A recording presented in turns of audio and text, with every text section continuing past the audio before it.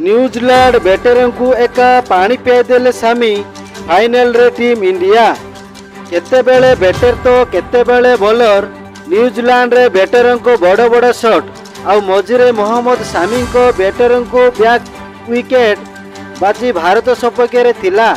किंतु किछि समय पई हृदय स्पंदन बढ़ाई देथिला डारी मिचेल एवं केन विलियमसन किंतु दमदार कम बैक करथिला भारत आउ विश्वकप फाइनल रे ग्राउंड एंट्री करिसंती मेन इन ब्लू फाइनल रे प्रवेश करिछि भारत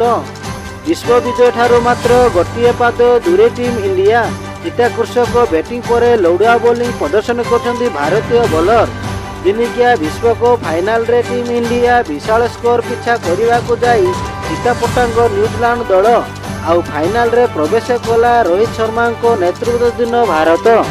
आउ सेमी विजय हीरो साजिशंती मोहम्मद सामी विशाल स्कोर को पिछा करने को जाई परास्त होईची न्यूजीलैंड 12 वर्ष पर दिनिकिया विश्वकप फाइनल रे प्रवेश करिछि men in blue semifinal hero साजिशंती मोहम्मद सामी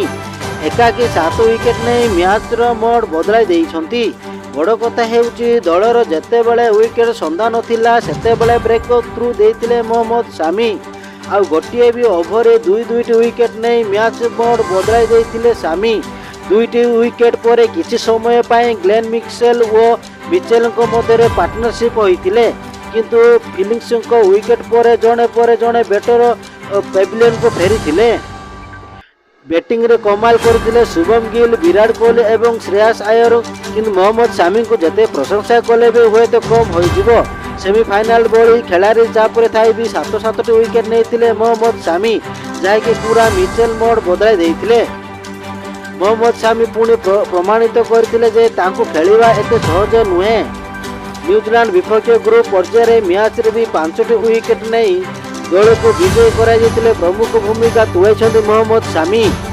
सेमीफाइनल रे पुणी विचक्षण बोलिंग कर न्यूजीलैंड को खाइला करछंती मोहम्मद सामी